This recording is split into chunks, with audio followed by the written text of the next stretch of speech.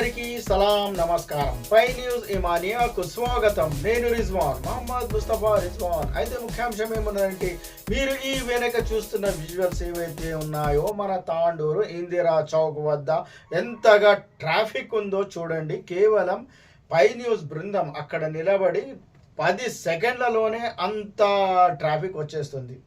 ఎందుకంటే ఇక్కడ అన్ని మండలాల నుండి, గ్రామాల నుండి రోజు ఎంతోమంది సందర్శకులు, మరి వ్యాపారులు కానివ్వండి, మరి విద్యార్థులు కానివ్వండి, కాలేజీలకు వెళ్ళే వాళ్ళు వస్తూ పోతూ ఉంటారు. మరి ఇక్కడ నుంచి గుల్బర్గా వెళ్ళే వాళ్ళు కానివ్వండి, ఇటు కొడంగల్ వైపు వెళ్ళే వాళ్ళు, అటు హైదరాబాద్, ఇటు పెద్దమల్ సైడ్ ఎక్కడైనా వెళ్ళే వాళ్ళు ఇక్కడ నుంచే పోతూ ఉంటారు. కనుక ఇక్కడ ఎంత ట్రాఫిక్ జామ్ అయిపోతుందో కేవలం 10 సెకండ్లలోనే అది మీరు చూడండి. ఇందులో కొంత మన బాధ్యత, ఈ ట్రాఫిక్కు మనదే కొంత బాధ్యత అయినా, మరి ముఖ్యంగా అక్కడ ట్రాఫిక్ సిగ్నల్స్ లేకపోవడం అతి పెద్ద మైనస్ పాయింట్గా చెప్పుకోవచ్చు. మరి అక్కడ అన్ని ఏర్పాట్లు చేసి ఉన్నాయి, ట్రాఫిక్ లైట్లు అన్ని ఏర్పాట్లు చేసి ఉన్నాయి, కానీ అవి వెలగవు. దాని వలన ఇక్కడ చూడండి, ఈ మన ట్రాఫిక్ పోలీసులు ఎంతగా తిప్పలు పడుతున్నారు. ఇక్కడ నుంచి అక్కడ, అక్కడ నుంచి ఇక్కడ, మరి మందికేమో వాళ్ళేమో అక్కడి నుంచి ఇక్కడ నుంచి అక్కడ పరిగెత్తు ఉన్నారు. మరి వాహనదారులేమో అసలు వాళ్ళకి కొంతైనా ఓపిక ఉండదు. దాంట్లోని ఎక్కడి నుంచి అన్నా ఏ మలుపులో నుండి అన్నా ఎక్కడ ఉరుకుదాం, రాంగ్ రూట్ కానీ రైట్ రూట్ కానీ, మరి ఆ కానిస్టేబుల్ వేరే దిక్కు కొంచెం ఇక్కడ ఆపు అని చూస్తూ ఉంటే వీళ్ళు వెనక నుంచి ఉరుకుతూ ఉంటారు.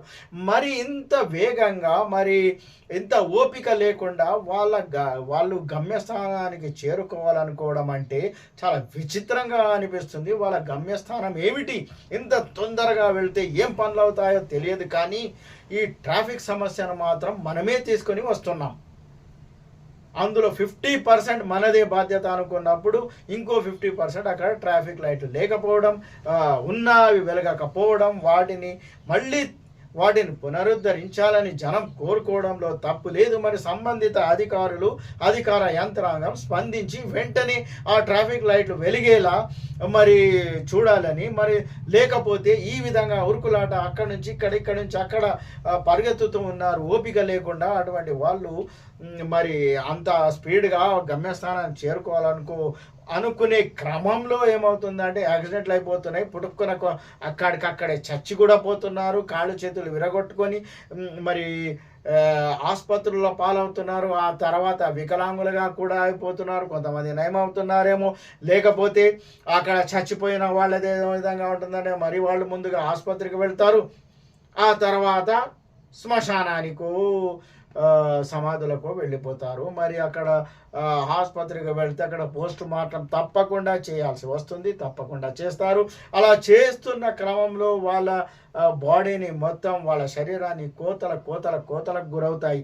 మరి వాళ్ళ గమ్యస్థానం ఏమిటో, మరి అటువంటి గమ్యస్థానం ఏమిటో తెలియకుండా, తెలిసి కూడా మరి ఈ విధంగా ఇంత స్పీడ్గా వెళ్తూ ఉండి, మరి ఓపిక లేకుండా వెళ్తూ, మరి ఈ విధంగా పోలీసులకు తిప్పలు పెడుతూ, మరి ట్రాఫిక్ సమస్యను సృష్టిస్తూ, ప్రమాదాలకు కారణమవుతూ, ఇక ముఖ్యంగా చెప్పుకోవాలంటే మరి ఉదయం సాయంత్రాలు బడులు కాలేజీలు తెరిచే సమయంలో అయితే విపరీతమైన ట్రాఫిక్ ఉంటుంది.